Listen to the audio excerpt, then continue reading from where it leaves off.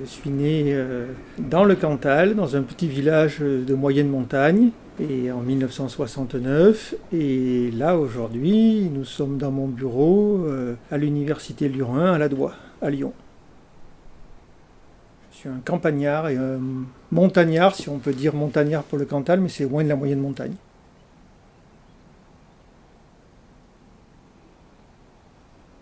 Ça fait très très longtemps que je m'intéresse à la biodiversité. En fait, j'étais en sixième, donc au collège, et je voulais déjà partir aux îles Kerguelen pour travailler sur les oiseaux. Et en fait, quelques dizaines d'années après, c'est un rêve qui est devenu réalité, puisque lorsque je suis arrivé dans une équipe de chercheurs au CNRS, je suis parti dans les terres australes pour travailler sur les albatros et les manchots. Et suite à ça, après de nombreuses pérégrinations dans pas mal de pays, j'ai été pris comme chercheur au CNRS suite à un concours. Et je suis arrivé à Lyon pour travailler initialement sur les amphibiens, qui utilisent beaucoup le son pour communiquer. Et au fil de l'eau, après, mes sujets se sont diversifiés à plein d'autres espèces. Ça va des marmottes aux rhinocéros, des oiseaux aux orthoptères. Donc il y a beaucoup de problématiques différentes.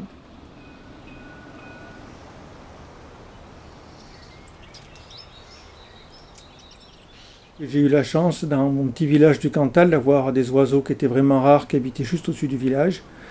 Et j'avais, entre 12 et 15 ans, j'ai fait la connaissance d'une personne qui était non-voyante et qui lisait les paysages à travers les champs d'oiseaux. Et donc je me suis beaucoup promené avec elle et elle connaissait tous les oiseaux européens grâce à leurs chants, et elle connaissait aussi tous les milieux. C'est-à-dire qu'elle pouvait dire: ah, là on arrive dans la forêt de sapins parce que ça y est, j'entends la mésange noire. Ah, là on arrive sur le coteau ensoleillé parce qu'il y a les polaïs polyglottes qui chantent. Et donc elle lisait les paysages à travers les champs d'oiseaux, et c'était une approche qui était super originale et assez impressionnante, et j'ai appris les chants d'oiseaux beaucoup avec elle.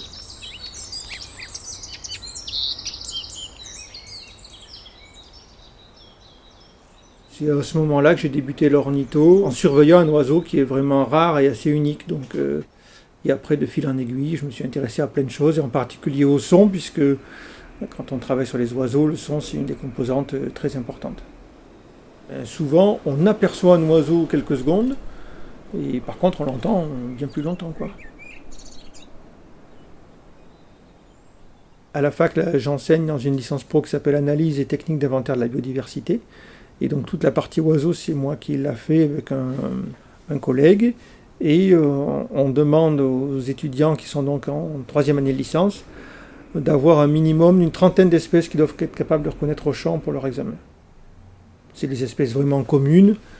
Et alors on a toujours des experts qui en connaissent 100 ou 150 quand ils arrivent en licence pro, mais il y en a qui sont des spécialistes des orthoptères ou des mousses ou des orchidées, et qui n'ont jamais vraiment entendu de chant d'oiseaux, ou qui ont pas beaucoup de mémoire auditive, ou c'est pas leur truc. Et là, ça leur demande un gros effort d'arriver à une trentaine d'espèces.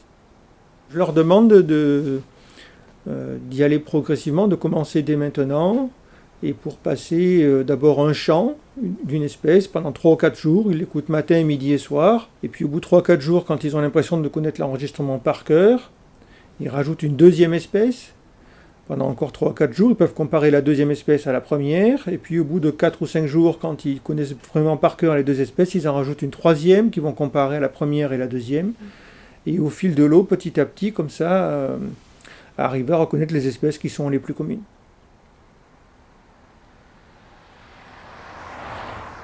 Et je ne sais pas si mes enfants auront le loisir d'écouter la même scène que moi j'ai vécue dans quelques années. Et c'est aussi pour ça qu'en plus d'être chercheur au CNRS, je suis aussi président d'une association qui s'appelle la Ligue pour la protection des oiseaux. Et la disparition des oiseaux, elle est majoritairement liée aux pratiques agricoles. C'est-à-dire que pendant très longtemps, on a eu des pratiques agricoles après la Deuxième Guerre mondiale qui visaient à intensifier les productions, parce qu'il fallait nourrir les gens, parce que simplement on n'avait rien à manger. Et au nom de cette intensification, on a suivi le modèle américain de l'époque, puisque les Américains avaient à ce moment-là déjà les premiers tracteurs, des industries phytosanitaires, etc. Et on s'est mis à arracher les haies, et à traiter toutes nos cultures une fois, deux fois, trois fois, cinq fois, 10 fois par an pour intensifier les récoltes et pour produire toujours plus. Et à partir de ce moment-là, on a vu les populations d'oiseaux décliner. Et il y a une dernière étude européenne qui est parue l'année dernière ou l'année d'avant, je ne me souviens pas, et qui montrait qu'à l'échelle européenne, en ayant travaillé sur plus d'une centaine d'espèces, c'était bien le modèle agricole qu'on a actuellement qui était responsable de la disparition des oiseaux. Et on a perdu en Europe 800 millions d'oiseaux en 20 ans. C'est-à-dire qu'on n'est pas sur une diminution des populations d'oiseaux, ça c'était il y a 20 ans. Là on est passé depuis plusieurs années à un stade où ça s'effondre littéralement, donc c'est pas une diminution lente, mais c'est vraiment un effondrement. L'extinction n'en est pas là et je pense qu'on n'en arrivera pas là parce que même s'il y a plein d'espèces qui sont à risque de disparition, il y en a quand même quelques-unes qui vont rester présentes parce qu'elles se sont adaptées à la vie à proximité de l'homme. Donc tout le monde ne disparaîtrait pas. Mais par contre, il y a beaucoup d'espèces qui effectivement sont très menacées.